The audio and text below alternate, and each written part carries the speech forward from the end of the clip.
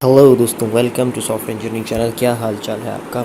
आज का हमारा टॉपिक है types of testing. Brief introduction है ये हमारा, ठीक है। तो आज हम इसके ऊपर देखेंगे कि एक टाइप्स ऑफ जो टेस्टिंग है उसकी डिफरेंट टाइप्स क्या हैं, उनको हम थोड़ा करीब से देखेंगे क्योंकि काफ़ी सारी टाइप्स होती हैं टेस्टिंग की, जैसे कि स्ट्रेस टेस्टिंग हो गई, अल्फ़ा टेस्टिंग हो गई, यूनिट टेस्टिंग हो गई। तो ये एक जनरल कंसेप्ट जो है, डेप्थ में जाना तो बाद की बात है। डेप्थ के अंदर किसी भी एक टाइप को समझना कि यूनिट टेस्टिंग होती क्या है, कब परफॉर्म करते हैं, कैसे परफॉर्म करते हैं, फिर इंटीग्रेशन के बारे में यही सारी चीज़ें देखना, ये हर टेस्टिंग की डेप्थ में जाना तो एक बात की बात है। लेकिन यह है कि फ़िलहाल being the student of software engineering या फिर being the student of computer science, आपको जो है कम से कम ये पता होना चाहिए कि टेस्टिंग कौन सी टेस्टिंग क्या चीज़ होती है और किस तरीके से परफॉर्म हो रही होती है, कब परफॉर्म हो रही होती है। तो हम एक ब्रीफ सा इंट्रोडक्शन लेते हैं आज मुख्तलिफ़ किस्म की टाइप्स ऑफ टेस्टिंग का। टेस्टिंग की बहुत सारी टाइप्स मौजूद हैं। हम सारी की सारी टेस्टिंग की टाइप्स तो एक वीडियो में कभी कवर नहीं कर सकते, क्योंकि इतनी किस्म की टेस्टिंग्स हैं, इतनी किस्म की टेस्टिंग्स हैं, और ऐसी ऐसी टेस्टिंग्स आज तक सामने आती रहती हैं जिनका नाम भी हमने नहीं सुना होता। डिफरेंट सिनेरियोज़ में डिफरेंट किस्म के सॉफ्टवेयर के अंदर डिफरेंट किस्म की टेस्टिंग होती हैं। लेकिन जो मोस्ट कॉमनली यूज़ होने वाली टेस्टिंग्स हैं, जिनका ज़िक्र बहुत ज़्यादा हो रहा होता है, तो उनकी तरफ हम थोड़ा सा देखते हैं कि वो कौन सी हैं और क्या हैं। तो चलें हम स्टार्ट लेते हैं। तो सबसे पहले तो हमें ये पता होना चाहिए कि सॉफ्टवेयर टेस्टिंग होती क्या है। At the different stages of the software development we test what we develop.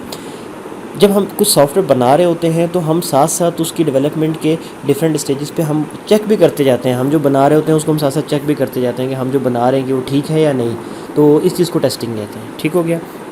when we develop a unit we test it, when we integrate it with other unit we test it। मतलब ये कि जब हम एक software है उसके अंदर 10 function रखने हैं, तो उसमें जब हम एक उस 10 में से एक बनाते हैं, यानी कि उस सॉफ्टवेयर का एक यूनिट तैयार करते हैं, तो हम उसको बना के चेक कर लेते हैं ये ठीक काम कर रहा है या नहीं कर रहा। फिर जब हम उसको दूसरे के साथ जोड़ते हैं, तो फिर हम उसको इंटीग्रेट करने के बाद दूसरे यूनिट के साथ, फिर उसके बाद तीसरे यूनिट के, चौथे यूनिट के साथ उनको जोड़ जोड़ के चेक करते हैं कि अब ये ठीक काम कर रहे हैं आपस में सारे एक साथ या नहीं कर रहे हैं, ठीक है। जब हम पूरा का पूरा सिस्टम एक, जब ऐसे एक 10, जैसे फॉर एग्जांपल 10 फंक्शन थे, तो एक फंक्शन को हमने एक यूनिट का काम नाम दिया, तो उसको टेस्ट कर लिया। फिर हम दूसरे उसको यूनिट को उसके साथ इंटीग्रेट करके चेक किया, फिर तीसरे, चौथे, पाँचवें, फिर इस तरीके से करते करते 10 के 10 सब एक दूसरे के साथ जुड़ गए, तो पूरा एक सॉफ्टवेयर बन गया। तो फिर उस पूरे सिस्टम को चेक कर लिया, ठीक है। फिर उसके बाद जब वो सारा चेक हो चुका होता है, तो फिर हम एक दफ़ा उसको कस्टमर को देने से पहले फिर चेक करते हैं। ये सारी की सारी क्या हो रही होती हैं, ये टेस्टिंग्स हो रही होती हैं, ठीक है। कस्टमर उसको रिसीव करता है, तो कस्टमर भी उसको रिसीव करने के बाद चेक करता है। अच्छा, अब फिर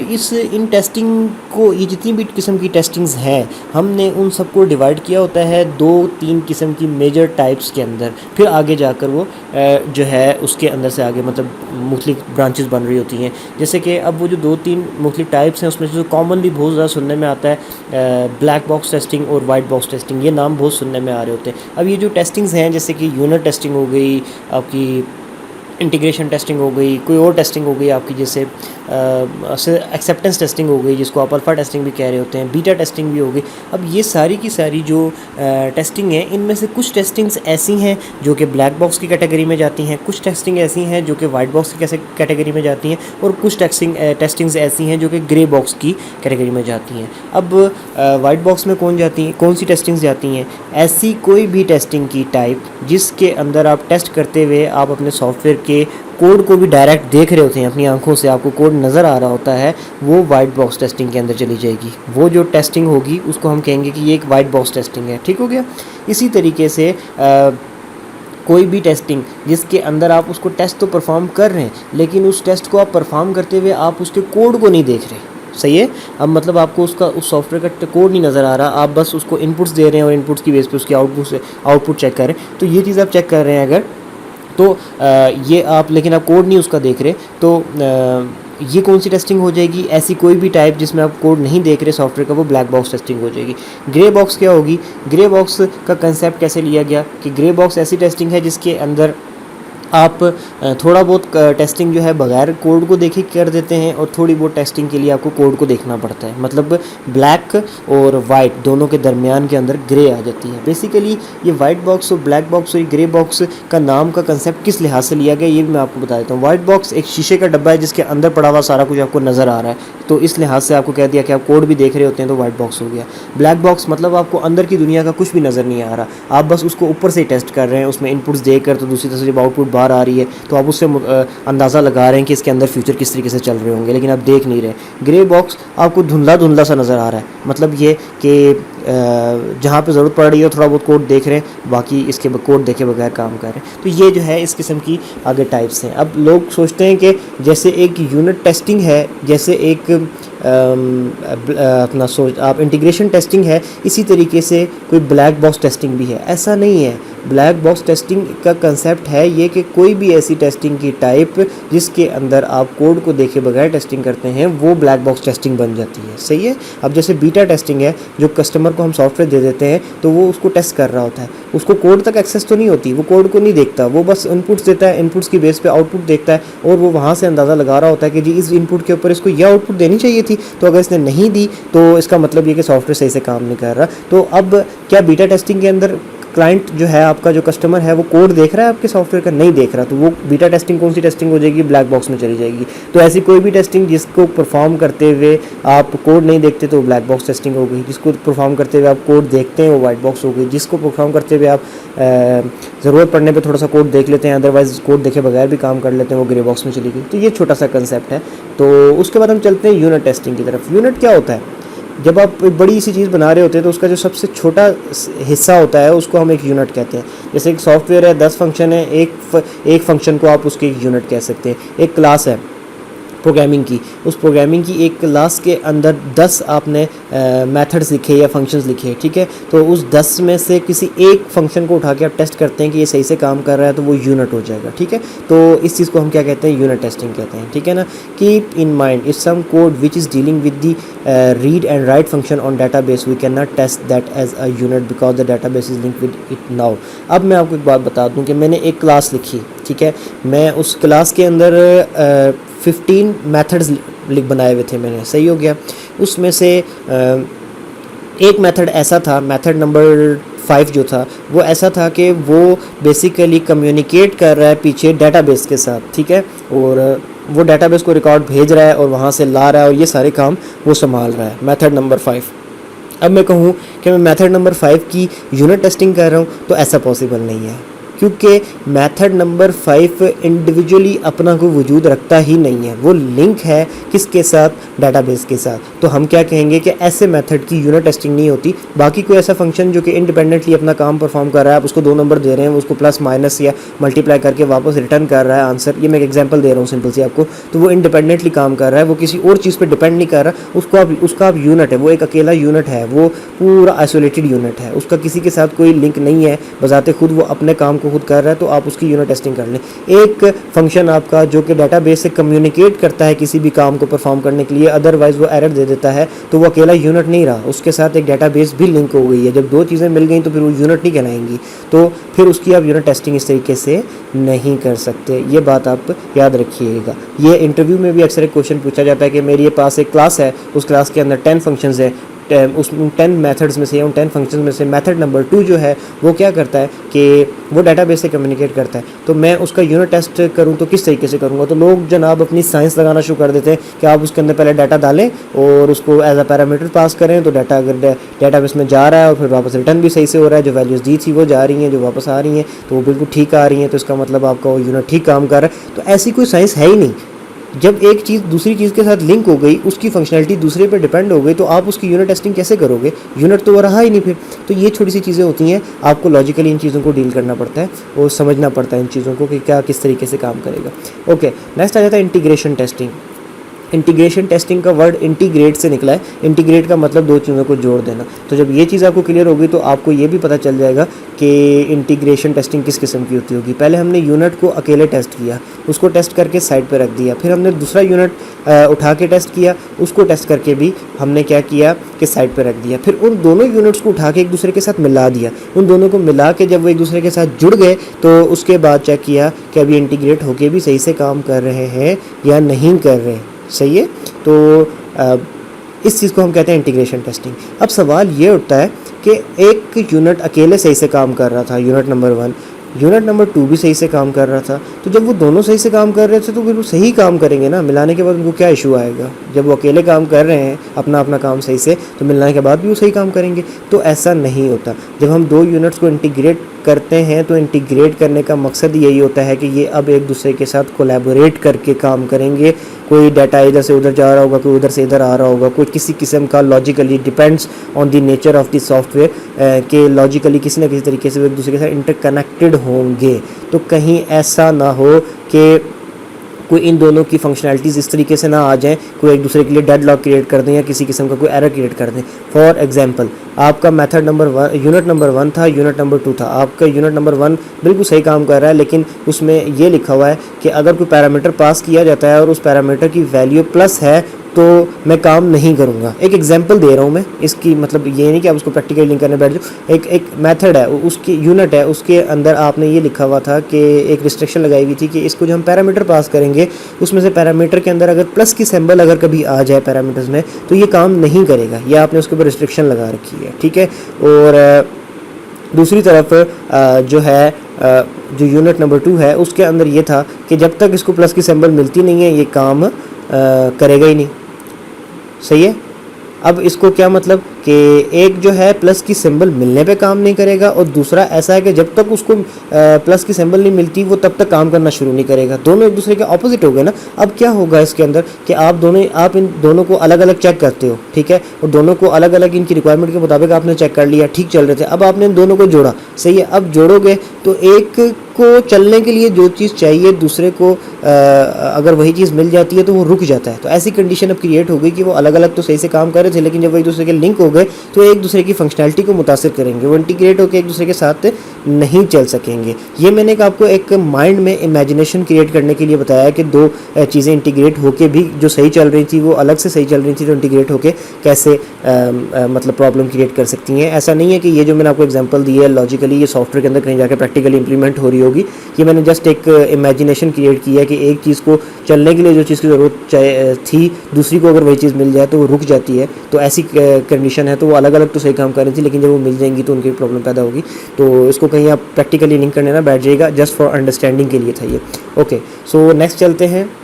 रिग्रेशन टेस्टिंग क्या होती है? We keep making new modules and keep adding new module to the software, but when we add new module the software deal with the changes as the new things are coming in it. ठीक है, so checking if the new changes and software with new changes working fine और not is known as regression testing. मतलब ये कि आप software बना रहे हैं तो जब जैसे जैसे आप बनाते जाएंगे नई चीज़ें उसके साथ लगाते जाएंगे तो क्या होगा कि डेफिनेटली आपको अपना चेंजेस आएंगी सॉफ्टवेयर के अंदर। जब सॉफ्टवेयर में चेंजिंग्स आएंगी तो हर दफ़ा चेंजिंग आने के ऊपर साथ साथ चेक करते जाना सॉफ्टवेयर को कि अब ये इस न्यू चेंजिंग के साथ भी ठीक काम कर रहा है, अब ये इस न्यू चेंजिंग के साथ भी ठीक काम कर रहा है। हर दफ़ा ये चीज़ इस तरीके से चेक करना, नई चेंजिंग ऐड करके, इसको हम क्या कहते हैं कि ये हम रिग्रेशन टेस्टिंग कर रहे हैं। सही है। रिग्रेशन टेस्टिंग के ऊपर वैसे मैंने एक फुल वीडियो भी बना रखी है, इन डेप्थ वीडियो जिसको कहते हैं। तो अगर आप वो देखना चाहें तो डिस्क्रिप्शन के अंदर इसी वीडियो के मैं आपको लिंक दे दूंगा, आप वो भी देख लीजिएगा। और भी बहुत सारी चीज़ें जिसके अंदर मैं कवर की हुई है। रिग्रेशन टेस्टिंग है, इसके बाद black box and white box testing है जिसके बारे में पीछे हम जिक्र करके आए।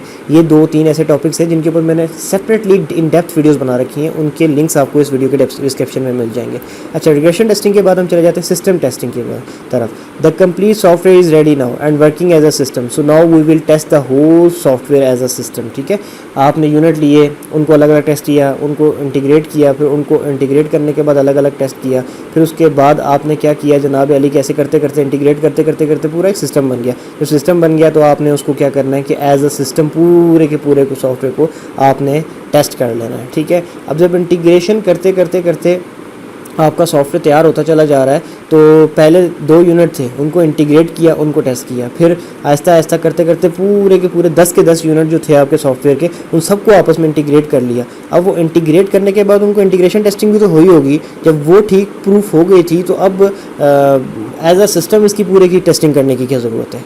मतलब 10 मॉड्यूल थे, 10 के 10 को आपस में इंटीग्रेट कर लिया। इंटीग्रेट करने के बाद मैंने क्या किया कि उनको इंटीग्रेशन टेस्टिंग कर ली, और जब इंटीग्रेशन टेस्टिंग हो गई तो अब जाहिर सी बात है तो सारे के सारे 10 एक दूसरे के साथ साथ सही काम कर रहे हैं तो बात ख़त्म। अब फिर ऊपर से सिस्टम टेस्टिंग की जैसे आ गई सोचने वाली बात है ना, ये पॉइंट्स वो होते हैं जिसके ऊपर हम नहीं सोचते। तो बात ये है कि सिस्टम टेस्टिंग में हम ये चेक करते हैं कि सारे के सारे 10 मॉड्यूल एक दूसरे के साथ इंटीग्रेट होकर तो सही काम कर रहे हैं, लेकिन इंटीग्रेट अब जितने के जितने थे वो सारे के सारे एक दूसरे के साथ हो चुके हैं ना, अब हमने और तो नहीं बनाना, अब सॉफ्टवेयर मुकम्मल हो चुका है। तो अब सिस्टम टेस्टिंग में हम ये चीज़ चेक करते हैं कि इसको हम डिफरेंट किस्म के ऑपरेटिंग सिस्टम्स के ऊपर लेकर जाएंगे तो कंपैटिबिलिटी इशू तो नहीं आएगा।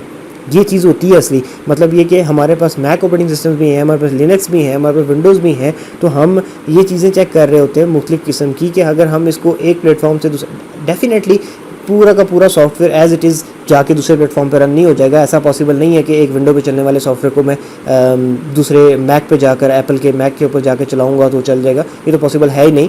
उसकी जो बेस लेयर्स होती है, जो स्टेज होती है जहाँ पे सॉफ्टवेयर चलता है, वो तो डेफिनेटली चेंज करनी पड़ती है, लेकिन सॉफ्टवेयर ऊपर से एक ही रहता है। और वो क्यों एक रहता है? क्योंकि जो हम आजकल प्रोग्रामिंग लैंग्वेजेस यूज़ कर रहे होते हैं वो प्लेटफॉर्म इंडिपेंडेंट होती हैं, तो उसमें चेंजिंग करने की ज़रूरत नहीं पड़ती। तो खैर हम ये चेक करते हैं उस सॉफ्टवेयर को कि एज अ सिस्टम हम ये पूरा बनने के बाद किसी भी लेवल पे जाकर किसी भी कंपैटिबिलिटी इशू तो नहीं दे रहा किसी भी ऑपरेटिंग सिस्टम के साथ या किसी चीज़ के साथ काम करते हुए। तो इसको हम क्या कहते हैं? System testing. पहले हम सॉफ्टवेयर को चेक कर रहे थे, लेकिन अब वो आपकी ऑर्गेनाइजेशन का हिस्सा जब बनने जा रहा है तो हम उसको एक प्रैक्टिकली एक सिस्टम के तौर पर चेक करते हैं कि अब ये एक as a system operating system से किस तरीके से परफॉर्म कर रहा है, वहाँ पर ये सही से काम कर रहा है या नहीं कर रहा। इन अदर वर्ड्स आप इसको ये भी कह सकते हो कि आप इसको आप अपने कंप्यूटर्स के साथ या जहाँ चलाओगे या जिन ऑपरेटिंग इन्वायरमेंट्स में चलाओगे वहाँ पर इसकी उस इन्वायरमेंट के साथ इसकी कंपैटिबिलिटी को टेस्ट कर रहे होते हो। ठीक है, अच्छा, we test the software under black box testing category here. मतलब ये कि मोस्टली ऐसा होता है कि सिस्टम टेस्टिंग जो है ब्लैक बॉक्स के ऊपर की जा रही होती है, यानी कि उसके कोड के साथ नहीं डील किया जा रहा होता, क्योंकि उसको एज अ सिस्टम डील कर रहे होते हैं। उसके बाद आती है stress testing. We test the software under the unfavourable condition. Favourable conditions के अंदर तो सॉफ्टवेयर ज़बरदस्त परफॉर्म करेगा ही करेगा। मुझे पता है कि जनाब के एक सॉफ्टवेयर है, उसमें 2-3 बटन लगे हुए और मैं यहाँ पर ये वैल्यू डालकर तो इस तरीके से चलाऊँगा, यहाँ पर ये वैल्यूज़ डाल के इस तरीके चलाऊँगा तो सही से चलता रहेगा। लेकिन कई दफ़ा ऐसा होता है कि आपकी ऐसी कंडीशन हो जाती है कि आपका सिस्टम हैंग होने लगता है, वायरस की पे नज़र आ जाता है, हैकिंग अटैम्प्ट्स हो जाती हैं उसके ऊपर, वो बड़ी बुरी तरीके से स्ट्रेस कंडीशन में चला जाता है। तो कहीं ऐसा ना हो कि आपका जो सॉफ्टवेयर आपने बनाया है वो इतना बैडली परफॉर्म करे, वो क्रश हो जाए और उसमें जो डाटा आपने स्टोर करना था वो ज़ाया हो जाए, कि ऐसी कंडीशन ना हो जाए। इसलिए क्या किया जाता है कि फेवरेबल कंडीशन में तो सॉफ्टवेयर सही चल रहा है, अब उसको अनफेवरेबल कंडीशन ज़बरदस्ती क्रिएट करके दी जाती हैं, ये चेक करने के लिए कि अगर इसकी कंडीशंस चेंज हो गई, अनफेवरेबल कंडीशंस आ गई तो उसमें सॉफ्टवेयर क्या करेगा। एग्जांपल मैं आपको ये देता हूँ कि आप MS वर्ड, माइक्रोसॉफ्ट का MS वर्ड एक सिंपल बड़ा ज़बरदस्त किस्म का और बड़ा कॉमनली यूज़ होने वाला सॉफ्टवेयर है। ठीक है, अब आप मुझे ये बताएं कि ऐसा कई दफ़ा हुआ होगा कि आप उस पर काम कर रहे होंगे, आपने तकरीबन एक पैराग्राफ लिखा, अभी आपने सेव नहीं किया उसको और आपका सॉफ्टवेयर सिस्टम हैंग होना शुरू हो गया किसी वजह से और आपका MS वर्ड भी हैंग हो गया, वो सारी कंडीशन हो गई। अब आपको ये डर पड़ जाता है, यार ये इतना सारा लिखा हुआ है, ये ज़ाया चला जाएगा, अब मैं क्या करूँ। ऐसा होता है, कई दफ़ा ऐसा होता है। फिर लेकिन होता क्या है कि मोस्ट ऑफ द टाइम इस तरीके से हो रहा होता है कि मोस्ट ऑफ द टाइम वो लिखा हुआ ज़ाया भी हो जाता है, लेकिन मोस्ट ऑफ द टाइम इस तरीके से हो जाता है कि आप उसको किस तरीके से बंद करते हो, सारा कुछ ओके हो जाता है। जब थोड़ी देर के बाद आपका सिस्टम नॉर्मलाइज होकर आप दोबारा से उस वर्ड की फ़ाइल को ओपन करते हो तो एक छोटा सा मैसेज दे देता है कि जो आपने लिखा था वो बंद कर दिया था, क्या उसको वापस में चीज़ को वापस लेके आऊँगा इसी जगह पर तो या नहीं लेके आऊँ। तो जैसे ही आप उसको क्लिक करते हो कि यस वो लेके आओ, तो जो पैराग्राफ आपने लिखा था बावजूद इसके कि आपने उसको सेव भी नहीं किया था, लेकिन वो फिर भी आपको वहीं पे मिल जाता है, उसी कंडीशन में आके मिल जाता है। तो क्या होता है कि ये उस MS वर्ड सॉफ्टवेयर की स्ट्रेस को डील करने की एबिलिटी है कि अगर स्ट्रेस आता है तो वो खुद को क्रश कर जाएगा, ख़त्म हो जाएगा, बंद हो जाएगा, लेकिन जब दोबारा से नॉर्मलाइज होकर शुरू होगा तो आपने जहाँ पर काम छोड़ा था बावजूद इसके कि आपने उसको सेव भी नहीं किया, वो आपको वहीं से एज इट इज़ आपको उठा कर देगा, आपको टेंशन नहीं देगा। तो ये जो चीज़ें होती हैं ना कि स्ट्रेस अगर हो भी जाए तो सॉफ्टवेयर कम से कम आपको रिलायबल रखे और अच्छे तरीके से चले और अनफेवरेबल कंडीशन में भी वाइजली यानी अकलमंदी का मुजाहरा करे एक तरीके से सॉफ्टवेयर। इस चीज़ को कहते हैं स्ट्रेस टेस्टिंग करना, कि हम स्ट्रेस में टेस्ट डाल के सॉफ्टवेयर को टेस्ट करते हैं कि क्या ऐसा वाकई हो रहा है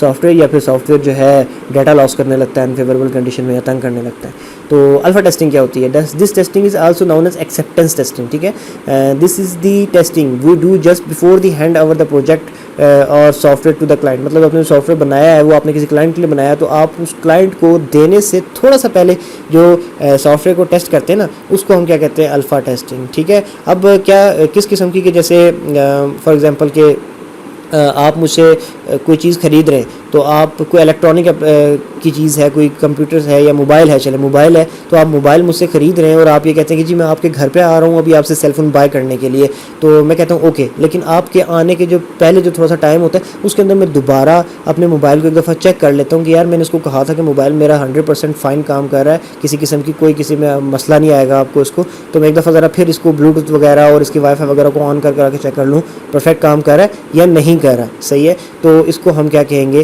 कि अल्फ़ा टेस्टिंग हो रही है। इसी तरीके से एक एग्जांपल मैं आपको ये देता हूँ कि किसी थर्ड पार्टी के थ्रू आप अपनी चीज़ को सेल कर रहे हो, ठीक है, तो वो क्या करता है कि वो थर्ड पार्टी आपकी चीज़ों को मतलब चेक करती है और चेक करके आगे फॉर सेल लगाती है। तो थर्ड पार्टी फॉर सेल लगाने से पहले आपकी चीज़ को 100% अपने तौर पे चेक करेगी ना कि क्या ये वाकई बिल्कुल ठीक है या नहीं, जिस तरीके से इसने कहा है कि 10 आउट ऑफ 10 कंडीशन में है, तो क्या वाकई 10 आउट ऑफ 10 कंडीशन में है या नहीं। अगर वो होगी तो फिर वो कहेगी कि हाँ जी ये वाकई 10 आउट ऑफ 10 कंडीशन में है, कोई भी इसको ख़रीदना चाहे तो ख़रीद सकता है। तो क्या होता है कि ये एक इसी तरीके से अल्फ़ा टेस्टिंग में हो रहा होता है कि क्वालिटी एश्योरेंस डिपार्टमेंट होता है। आप सॉफ्टवेयर जब क्लाइंट को देने के लिए रेडी कर देते हो तो वो थर्ड पार्टी यानी कि क्वालिटी एश्योरेंस डिपार्टमेंट आपसे सॉफ्टवेयर को अपने पास लेकर तो उसको चेक कर लेता है कि हाँ जी ये सॉफ्टवेयर जो है बिल्कुल जिस तरीके से रिक्वायरमेंट्स वगैरह थी उसके मुताबिक परफेक्ट है, इसकी क्वालिटी ओके है, जैसे रिक्वायर्ड था उसी तरीके से है, तो बस ठीक है, आप उसको आगे हैंड ओवर कर देते हो क्लाइंट को। सिंपल सी एग्जांपल है, जब आप न्यू कार लेते हो या फिर न्यू बाइक लेते हो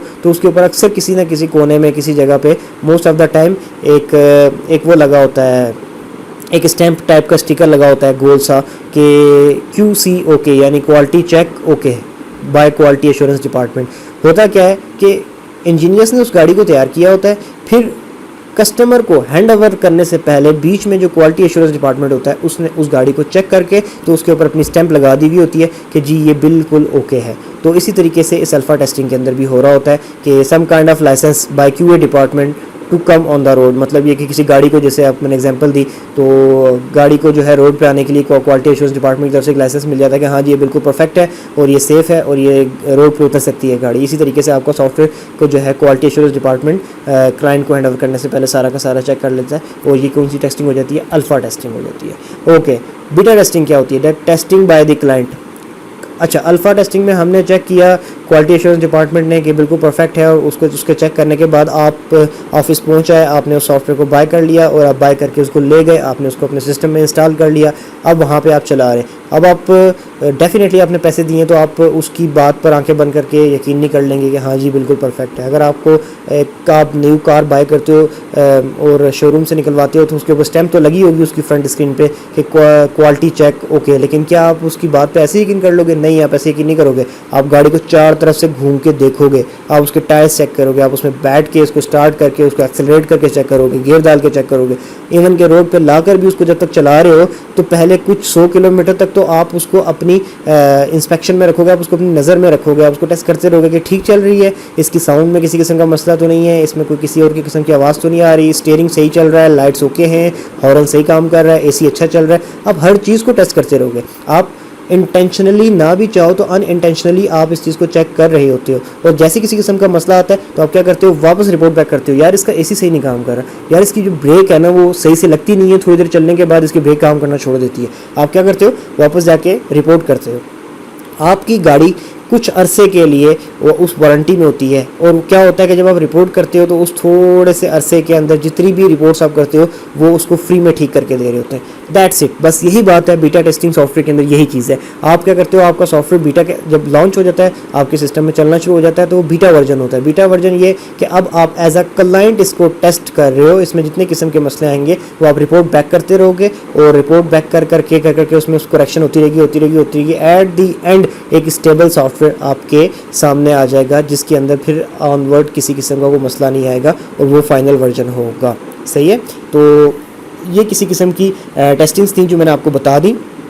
तो सारी टेस्टिंग्स तो हम ज़ाहिर है मैंने आपको स्टार्ट में बताया था कि कवर नहीं कर सकते, लेकिन फिर भी जो मोस्ट नेम्स चल रहे होते हैं उनके जनरल कंसेप्ट मैंने आपको दे दिए हैं। हाँ, डेफिनेटली ये मैं बता दूं कि जो मैंने आपको कंसेप्ट दिए हैं ये बहुत ही एब्स्ट्रैक्ट लेवल के मैंने कंसेप्ट दिए हैं, इनमें डेप्थ में नहीं गया। तो कोई इन डेप्थ हो सकता है कि आपको कोई चीज़, अगर आप किसी ने इन डेप्थ किसी चीज़ टेस्टिंग को स्टडी किया हुआ तो डेफिनेटली हो सकता है वो किसी मेरे एब्स्ट्रैक्ट लेवल के पॉइंट को जाकर जो है डिनाई करेगा, नहीं जी ऐसा नहीं होता, ऐसा होता है। तो देखें, उसके लिए मैं आपको एक बात बता दूं कि एब्स्ट्रैक्ट लेवल पर चीज़ों को किसी तरीके से शॉर्ट करके बताया जाता है और डेफिनेटली एब्स्ट्रैक्ट लेवल पे डिटेल वाले कंसेप्ट क्लियर नहीं होते।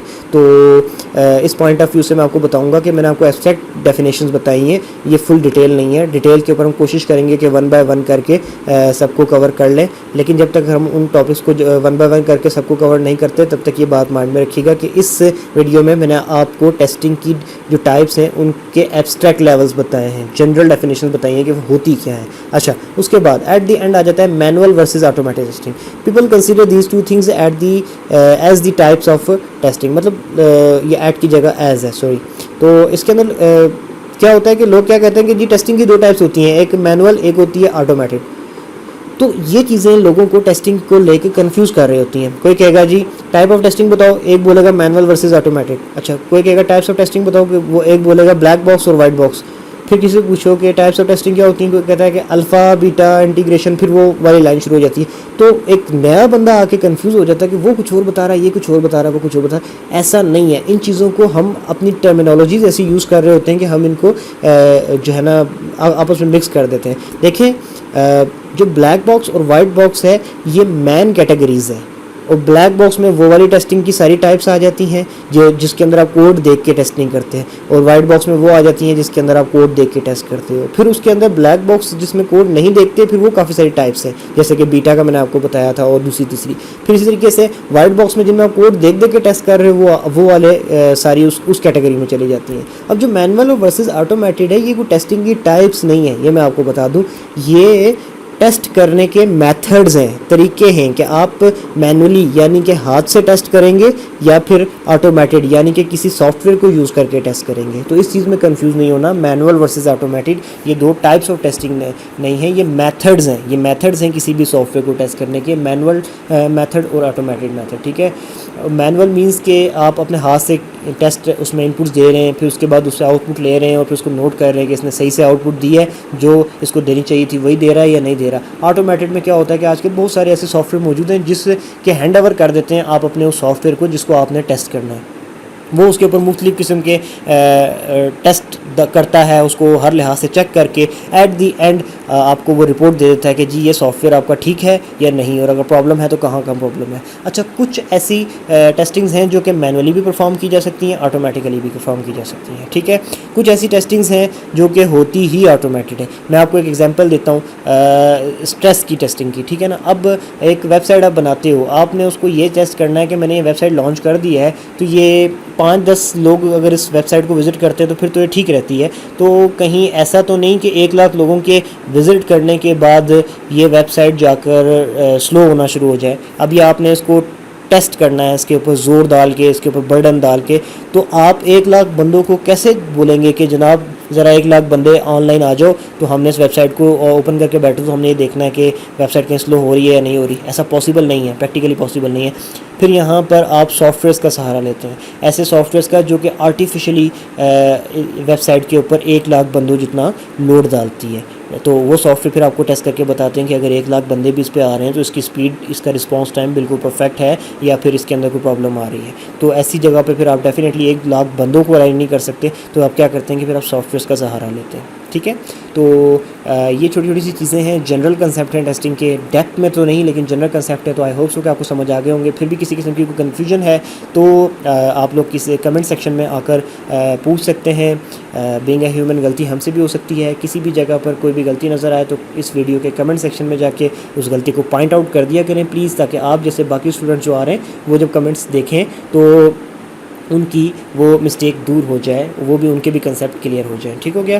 और हमारी भी जो है कंसेप्ट क्लियर हो जाए, हमारी भी मिस्टेक दूर हो जाए। So thank you very much for watching the video. किसी भी टॉपिक के ऊपर अगर आप वीडियो बनवाना चाहते हैं तो आप इस चैनल की किसी भी वीडियो के कमेंट सेक्शन में जाकर अपनी रिक्वेस्ट पोस्ट कर सकते हैं, तो हम क्या करेंगे कि उसको कवर कर देंगे। इस वीडियो की भी एक रिक्वेस्ट थी कि जो टाइप्स ऑफ टेस्टिंग है इनके ऊपर एक वीडियो बना दी जाए, तो उसके ऊपर मैंने वीडियो बनाई है। अगर हमारा चैनल आपको अच्छा लगे, अगर हमारे चैनल की वीडियोज़ आपको अच्छी लगें और वाकई आपको ऐसा लगता हो कि ये काम का चैनल है और इन्फॉर्मेटिव है, तो सिर्फ उस वक्त आप से रिक्वेस्ट है कि आप इस चैनल को सब्सक्राइब कर लें, अदरवाइज़ रहने दें। Thank you so much.